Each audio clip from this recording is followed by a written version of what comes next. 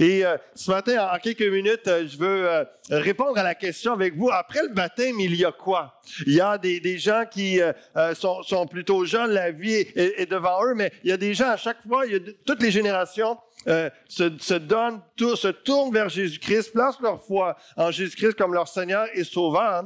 Mais c'est le début, symboliquement, le baptême est le début d'une nouvelle vie et qui débute justement avec Christ et tout est à vivre, à expérimenter et à accomplir suite à cela. Donc, on va regarder ça ensemble ce matin. Et la parole nous dit dans Galates chapitre 3, au verset 27, « Vous tous qui avez été baptisés en Christ, vous avez revêtu Christ. » Comme d'un vêtement qui affecte complètement notre identité, notre comportement. Nous sommes des représentants de Jésus-Christ et nous sommes unis à lui parce que nous l'avons revêtu.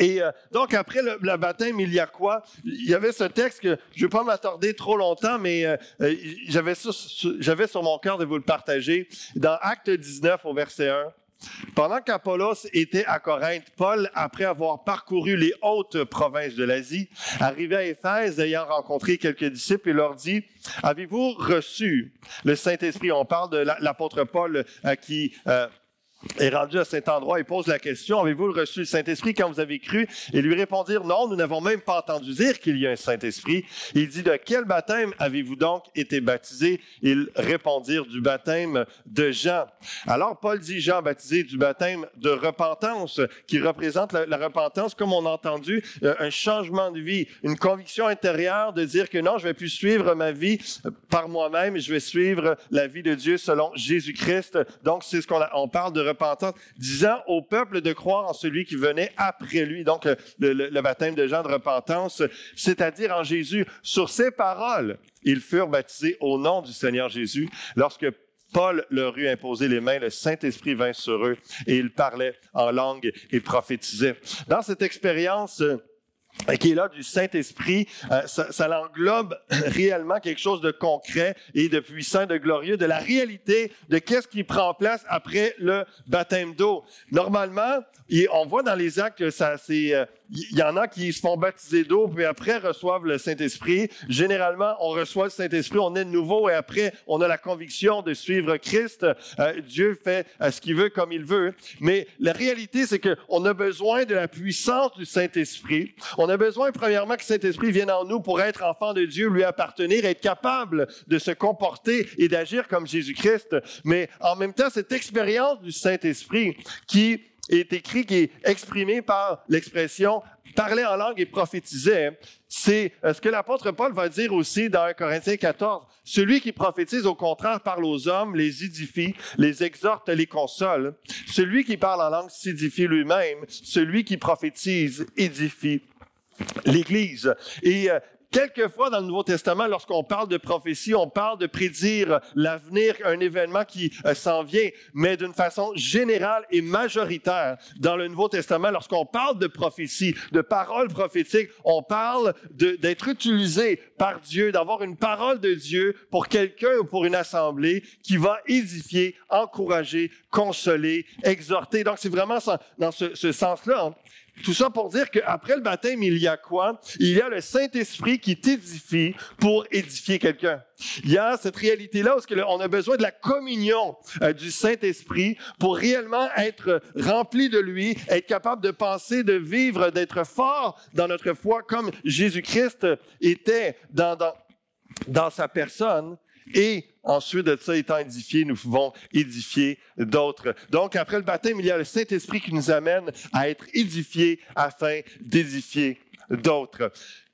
Et dans cette pensée-là, lorsqu'on dit que lorsqu'on est baptisé en Jésus-Christ, on est revêtu de Jésus-Christ, première pensée que je vous invite à garder à l'esprit, c'est cette pensée que lorsque on est revêtu de Jésus-Christ, c'est-à-dire qu'on est édifié et qu'on est appelé à édifier d'autres, c'est-à-dire à communiquer une parole, à encourager, à communiquer la vie dans les gens autour de nous, parce que n'est-ce pas ce que Jésus-Christ a fait, d'être fort, d'être vraiment le Fils de Dieu, Dieu le Fils, et puis de communiquer la grâce, de communiquer la vie, de communiquer la foi aux autres autour de lui. Donc, il y a cette dimension, lorsqu'on revêt Christ, de le représenter. Ça va jusque-là? On continue ensemble, mais je veux qu'on s'attarde un peu plus dans Luc chapitre 14, qui m'a saisi cette semaine dans mes pensées, dans l'étude que j'ai faite. Au verset 15, Jésus est en train d'enseigner et parfois, comme vous savez, Jésus le Maître enseignait souvent par toutes sortes de paraboles, des histoires imagées qui racontent, qui donnent des vérités, qui nous aident à tirer des leçons sur des réalités spirituelles comme le royaume de Dieu. Et donc, alors qu'il enseigne, un de ceux qui étaient à table, après avoir entendu ces paroles, dit à Jésus, « Heureux celui qui prendra son repas dans le royaume de Dieu. » Et Jésus lui répondit, « Un homme donna un grand souper. Et il invita beaucoup de gens. À l'heure du souper, il envoya son serviteur dire aux conviés, « Venez, car tout est déjà prêt. » Et retenez cette expression, « Tout est déjà prêt. » Tout est déjà prêt. Alors, après les prophètes, on peut juste comprendre un peu le contexte de cette parabole, de ce que Jésus est en train d'enseigner. Dans l'Ancien Testament, plusieurs prophètes ont été envoyés pour parler au peuple juif, annoncer le Messie. Et là, plusieurs, on n'a pas écouté, plusieurs ont rejeté les prophètes, les messages des prophètes. Et là, Dieu envoie Jésus-Christ.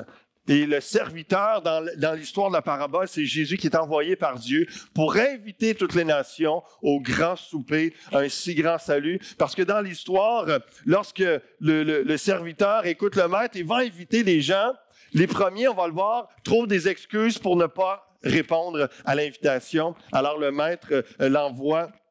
Il dit, va chercher le plus de monde que tu peux un peu partout. On va voir l'histoire dans quelques instants, mais qui représente maintenant, après que les Juifs ont refusé l'Évangile, ont refusé le Messie, ils ont l'Évangile, la bonne nouvelle de Jésus-Christ est ouverte à toutes les nations, jusqu'à nous, à Granby, ici au Québec, au Canada. C'est une grâce de Dieu et c'était prévu comme ça et c'est arrivé dans ce contexte historique.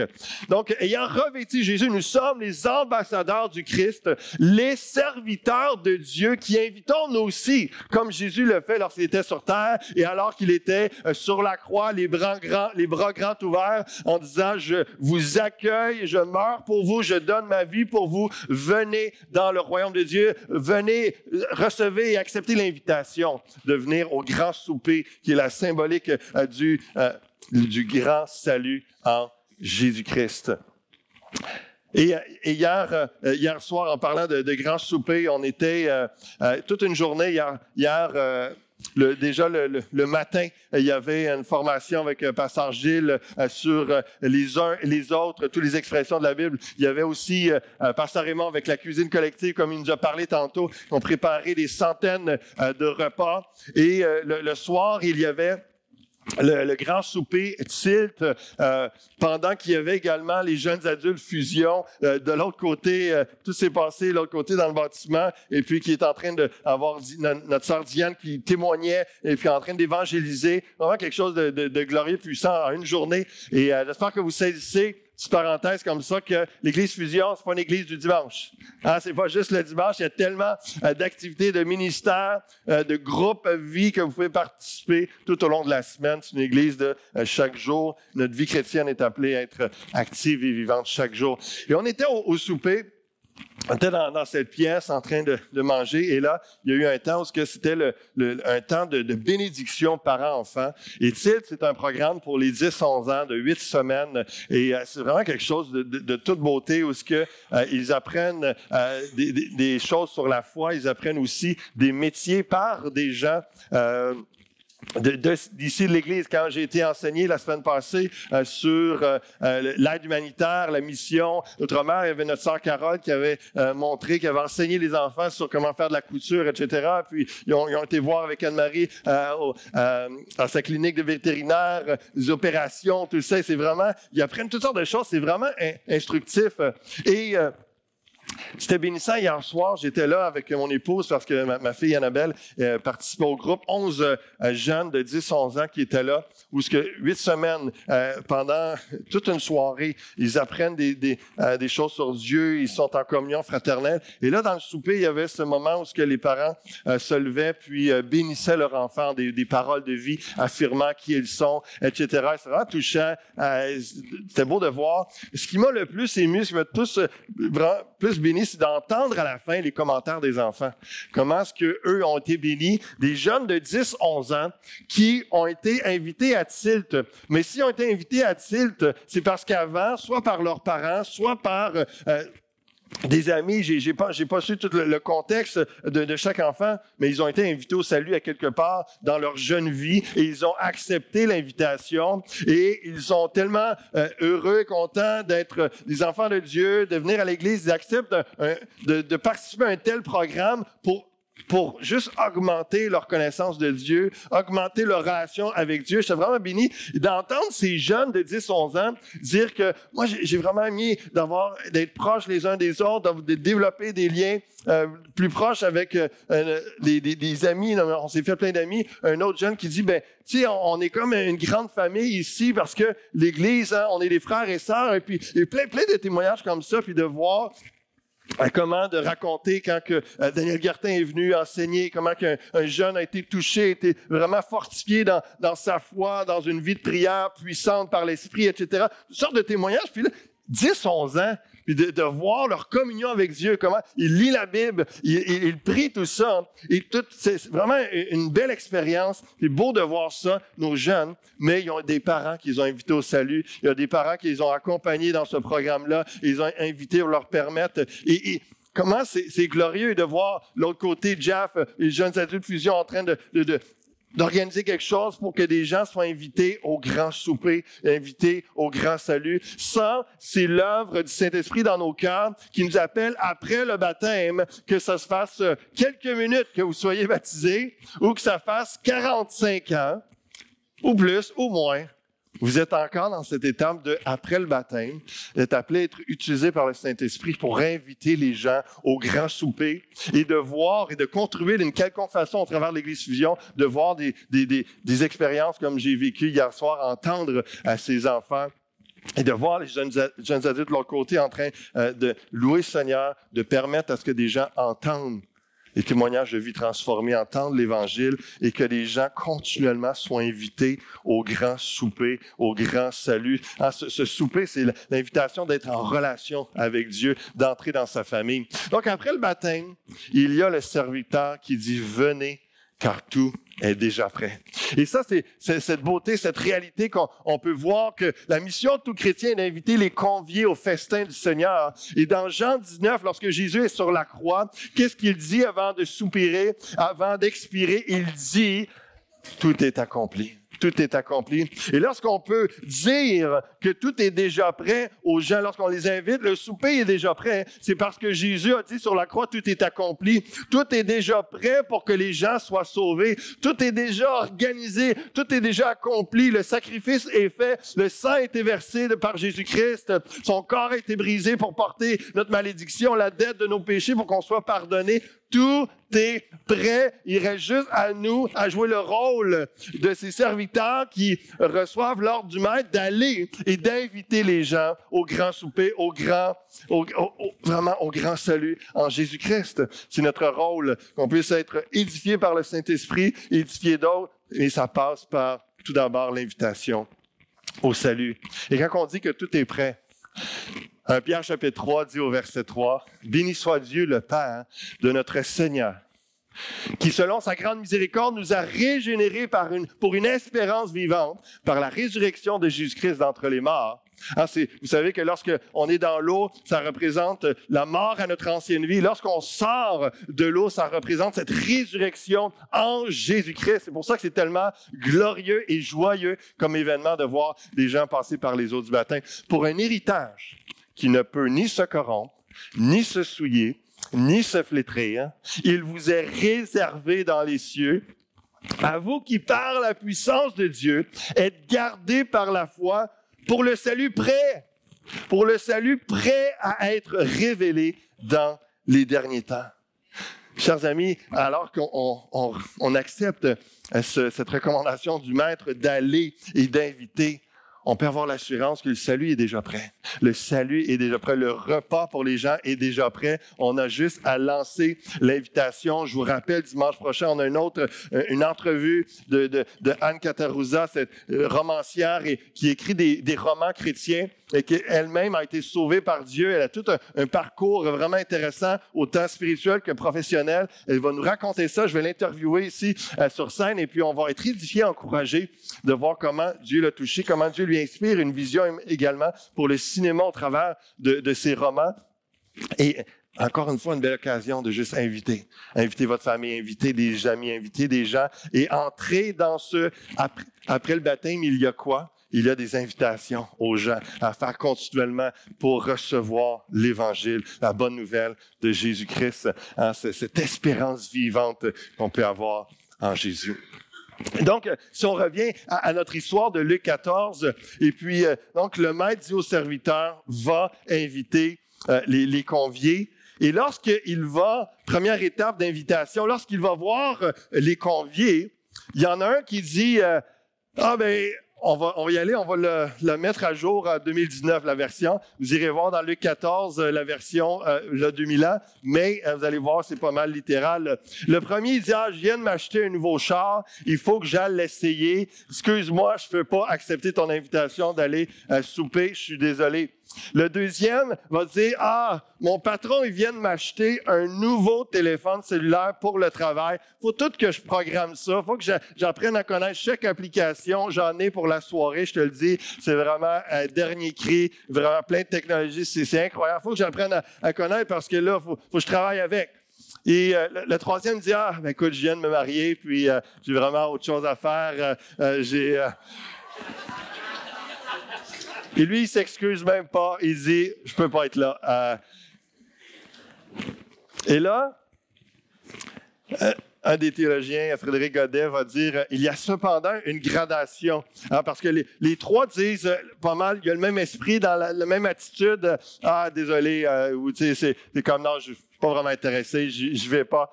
Il y a cependant une gradation. Le premier se croit sous la nécessité absolue de refuser. Le second dit simplement qu'il part pour éprouver ses bœufs. Et ça, c'est la version du téléphone, son travail. Le troisième ne cherche pas même une excuse. Il se sent dispensé par l'importance de ce qu'il retient, son mariage. Et il se contente de répondre, je ne puis, tous les motifs allégués sont honnêtes, légitimes, plausibles aux yeux des hommes. Ce sont les possessions, les affaires, les affections de famille. Mais comme il n'y a aucune incompatibilité entre ces choses-là et la communion avec Dieu, elles ne sont au fond que de vains prétextes. Le vrai obstacle est ailleurs dans le cœur de l'homme.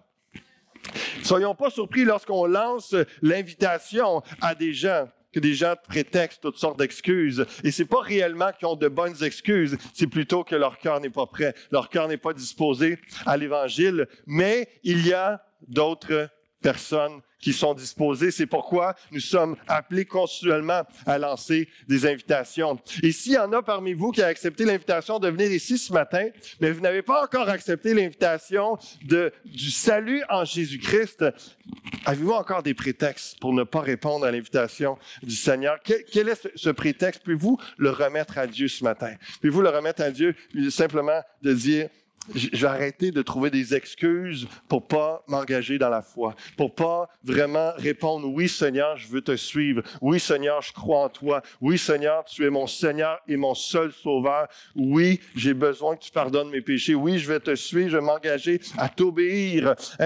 pouvez-vous simplement, je plaide avec vous ce matin, simplement mettre de côté toutes ces excuses, les remettre à Dieu en fait, et lui dire, Seigneur, je vais arrêter de trouver toutes sortes de raisons que je considérais valables, mais en réalité, en rapport avec la vie éternelle, avec cette invitation à être sauvé de mes péchés, être en relation avec toi, ô Dieu, pour l'éternité, d'entrer dans la famille de Dieu et de profiter de cette communion fraternelle en comparaison à tout ça. Il n'y a pas de commune mesure. Seigneur, je vais arrêter de justifier et je vais dire oui à l'invitation. J'encourage à dire oui ce matin à l'invitation du Seigneur. On continue l'histoire au verset 21. Le serviteur de retour rapporta ces choses à son maître.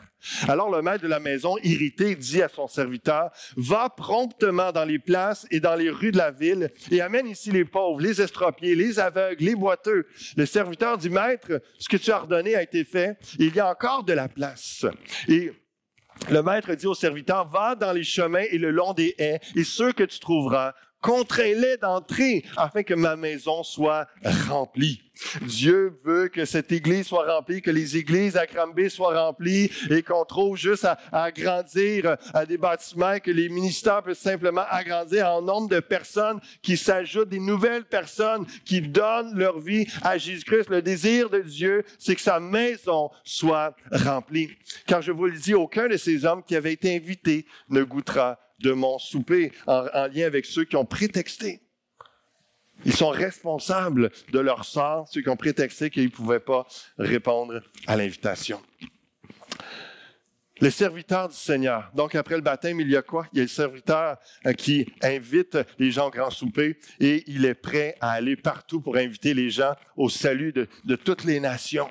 Que ce soit, la parabole nous parle dans les villes, les lieux publics, dans les rues, les campagnes. Et moi, je vous dis ici à Granby en 2019, même à l'Arena et même au cinéma, d'aller inviter des gens à l'Évangile. Vous savez, depuis quelques années, à l'Arena de Waterloo, pour seulement 300 $ par année, on a le logo sur une bande. Ça encourage l'Arena, mais en même temps, ça fait une visibilité. Et combien de fois, quand j'allais jouer au hockey là, ou que peu importe l'implication, les gens me disaient « Hey, c'est ton église, ça, David? » etc. Et ça permettait une occasion de parler. Et je prie qu'à Granby, on puisse faire la même chose. Il y a un règlement municipal en ce moment qui interdit cela. Et donc, je prie que Dieu change les choses, qu'on puisse, c'est seulement 500 $ par année. Il y a des milliers de personnes qui passent là.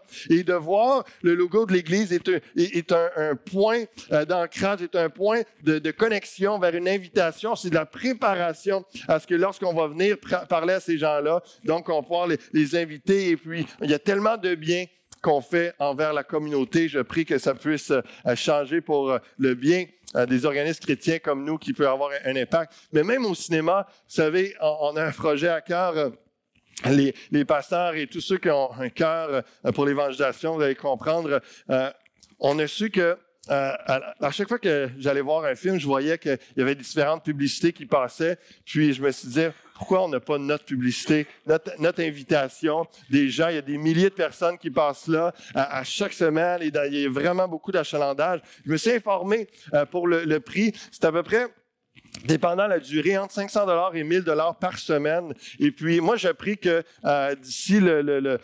d'ici cet été, on puisse monter une vidéo vraiment professionnelle avec présentant l'Église telle que nous sommes, avec une invitation claire à venir à l'Assemblée, à venir connaître Jésus-Christ, qu'on puisse monter quelque chose. Et je vais vous en parler parce qu'on va recueillir une offrande éventuellement pour cela, parce que nous croyons que Dieu veut que sa maison soit remplie. On veut se faire connaître partout. La parabole nous dit, le maître, il dit, ben écoute, tu as été partout, puis il n'y a pas d'autres invités. Va dans les haies, va partout et va vraiment ratisser large. On veut aller ratisser par les réseaux sociaux, par le cinéma, par toutes sortes de façons. On a déjà contacté le cinéma, on peut le faire. Et puis, donc, que Dieu donne faveur à cela, touche les cœurs, prépare les cœurs pour des centaines et des centaines de personnes à venir à lui dans les prochaines années au travers de nos témoignages, à travers de nos invitations.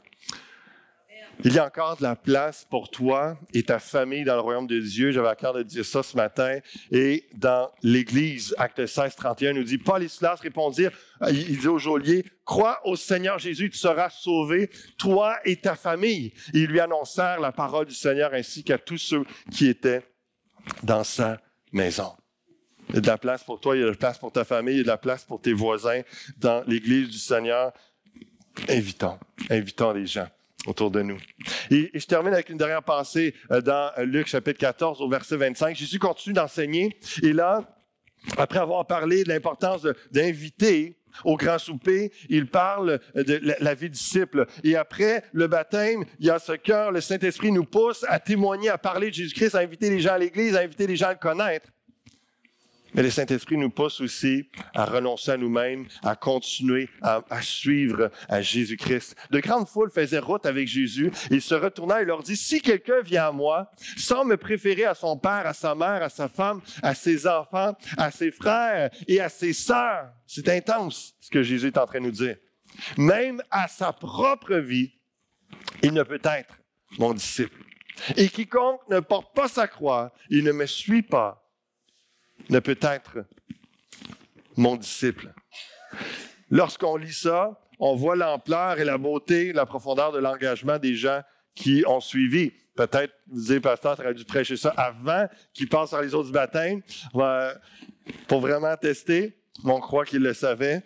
Et je vous le rappelle, à vous qui avez passé dans les autres du baptême il y a bien longtemps, que c'est l'engagement que vous avez fait en tant que disciple de Christ, de suivre Jésus et de préférer Jésus parmi toute autre personne, parmi toutes vos relations et parmi même la relation que vous préférez, celle avec vous-même.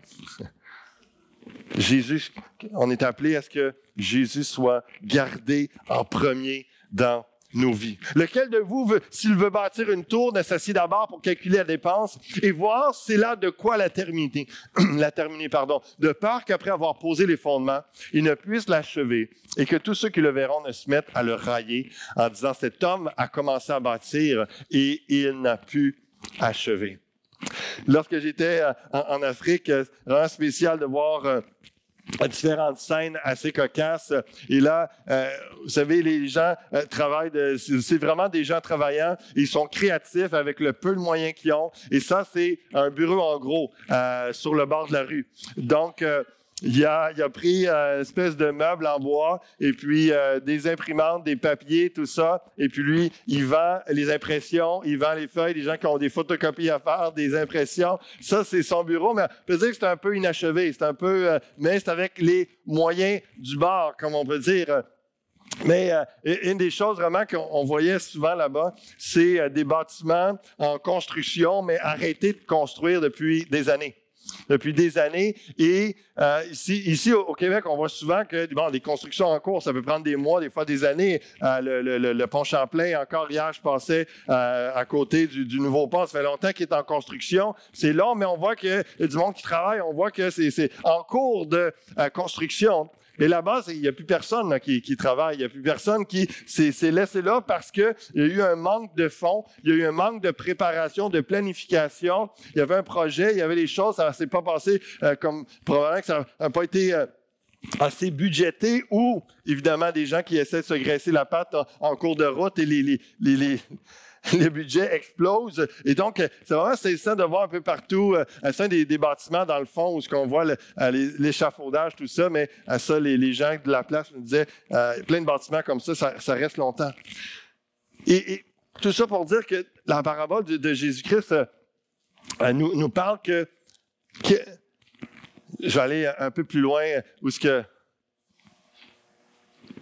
garder Jésus en premier n'est pas facile, il demande une planification de ta vie. Il faut savoir calculer la dépense, sacrifier, investir de bonne façon pour suivre Jésus jusqu'au bout. Ce matin, je ne vous présente pas juste un évangile bonbon, un évangile où ce que Dieu va te faciliter la vie, tout va être plus facile, tout va être plus joyeux avec Dieu, puis que ça va être, tu n'auras plus de problèmes, plus de difficultés, tes finances vont juste exploser dans le positif, et puis etc., etc. L'ayant vécu depuis plus de 20 ans, Dieu fait des miracles, et puis j'ai beaucoup plus de gains que de pertes dans tous les sens de ma vie au niveau de suivre Christ, mais c'est un renoncement quotidien. Le vrai évangile, le vrai disciple de Christ, c'est de croire en Jésus-Christ, c'est de le suivre et de renoncer à soi. Mais ce que je vais vous laisser ce matin comme pensée, Après le baptême, il y a quoi? Il y a l'action du Saint-Esprit dans nos vies qui nous pousse à témoigner de Jésus-Christ, mais aussi nous-mêmes à continuer à suivre Christ, à renoncer à nous-mêmes et à planifier notre poursuite de Christ année après année jusqu'à son retour. Il faut savoir calculer la dépense, c'est ce que la parabole est en train de nous dire. Et Jésus s'attend à cela. Si vous voulez me suivre, Jésus disait, tu dois porter ta croix, sacrifier, tu dois planifier, calculer la dépense pour être sûr que tu vas arriver jusqu'à la fin, sacrifier, investir de bonne façon pour suivre Jésus jusqu'au bout. Et hier, j'étais à une graduation et je vais inviter le groupe de louanges, s'il vous plaît, qu'on puisse reprendre peut-être le dernier chant ébloui. Et j'aimerais, je vous le dis tout de suite, s'il y en a qui sont interpellés d'une quelconque façon, j'aimerais qu'on prenne le temps de prier les 5 personnes qui ont passé par les eaux du baptême. Si ils pourront, dans quelques instants, je vais vous appeler à l'avant. Et s'il y en a d'autres personnes qui voudraient avoir une touche du Saint-Esprit, je vais vous inviter à l'avant au travers du chant dans quelques instants, soit pour donner votre vie au Seigneur Jésus-Christ, dire, je vais arrêter de trouver des excuses, je vais vraiment m'engager à te suivre, ou d'autres simplement de dire, Saint-Esprit, je vais être édifié pour édifier d'autres. Je vais être rempli de toi, de zèle, d'amour pour continuer à inviter au grand souper, au grand salut, les gens autour de moi. J'ai besoin d'une touche de ton Saint-Esprit. Dans quelques instants, on va prier, on va vous imposer les mains, on va, comme dans Acte 19, ça parle pour qu'il y ait une œuvre du Saint-Esprit qui prenne place. Mais juste avant, je voulais vous raconter, hier après-midi plutôt, j'étais à la graduation de l'ETEC où je suis en train de terminer ma maîtrise et puis l'École de théologie évangélique du Québec. Et puis c'était la graduation. Et c'est bénissant de voir les témoignages d'étudiants. Il y avait plus d'une vingtaine de finissants, certificats, bac, maîtrise en théologie. Et puis un des témoignages d'un jeune homme qui a dit, lorsque j'ai commencé à faire mon bac et ma maîtrise, lui, il terminait sa maîtrise, il disait, je croyais, au travers de mes études, devenir un meilleur étudiant. Puis il dit, oui, je suis devenu un meilleur étudiant, mais plus que ce que je m'attendais, je suis devenu un meilleur disciple de Jésus-Christ.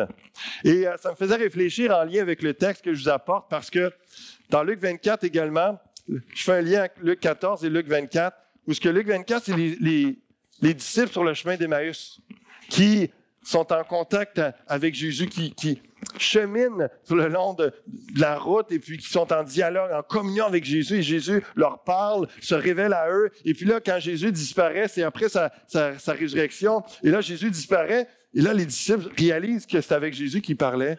Et puis ils disent, il me semble que ça brûlait. Hein. Il y a un feu dans nos cœurs, ça brûlait. Il y avait quelque chose qui se communiquait parce qu'ils étaient en relation avec Jésus, le ressuscité. Et le lien avec le Luc 14 qui nous dit de bien planifier, de suivre Jésus dans notre vie de disciple, le renoncement, ça se planifie, ça se prépare, ça s'organise et c'est dans la communion avec Jésus dans la vie de tous les jours qui fait en sorte qu'on suit Christ, on est renouvelé, on est édifié, on édifie, on est édifié, on édifie. Et le jeune homme, lorsqu'il disait ça, lui, tout son parcours d'études, il a été dans la prière, il a été dans l'étude de la parole, il a lu toutes sortes de livres, il était en poursuite, en recherche, main dans la main avec le Seigneur, il a appris plein de choses, il a eu plein de connaissances théologiques, mais c'était dans la communion avec Dieu, et donc il est devenu un meilleur disciple d'année en année alors qu'il poursuivait ses études. Il y a toute une préparation. Ma question pour vous ce matin, je vous laisse avec ça. Que vas-tu planifier cette année pour suivre Christ et le garder premier dans ta vie? Jésus nous encourage à planifier. Comme si tu construis une tour, faut que tu budgètes pour être sûr de la terminer. C'est un parallèle pour suivre Christ. Ça se planifie, ça demande du renoncement, de la préparation. Et c'est ce que Jésus s'attend. C'est là qu'il y a toutes sortes d'épanouissement et de bénédiction. Est-ce que ça sera par la prière et la lecture de la Bible quotidienne? Est-ce que ça sera par participer à l'Église régulièrement, le dimanche, les ministères en semaine, les groupes vie? Est-ce que ça sera par lire, en lisant un livre chrétien ou en suivant les jeudis académies régulièrement le jeudi soir, que ce soit en suivant la formation sur l'appel et les dons qu'on va donner avant l'été, que que ce soit sur l'animation d'un groupe vie qu'on va redonner à l'automne, que ce soit sur le cours les uns les autres qui se donnent en ce moment les samedis matins, une fois par mois avec Pasteur Gilles et d'autres formations à venir, ou est-ce que ce sera en vous inscrivant un cours à l'ITF, vous dire Seigneur, main dans la main, je vais apprendre, je veux te chercher, je veux planifier ma façon de cette année de grandir, de te suivre, Jésus-Christ, d'être édifié pour édifier d'autres et d'être en feu pour accomplir ce à quoi je suis destiné après mon baptême. Je répète que ça fasse quelques minutes ou que ça fasse beaucoup d'années que vous ayez été baptisé. Vous êtes encore dans ce mandat, encore dans cet élan où ce que le Saint-Esprit veut vous édifier, vous rendre édifiant et vous amener à inviter plein de gens.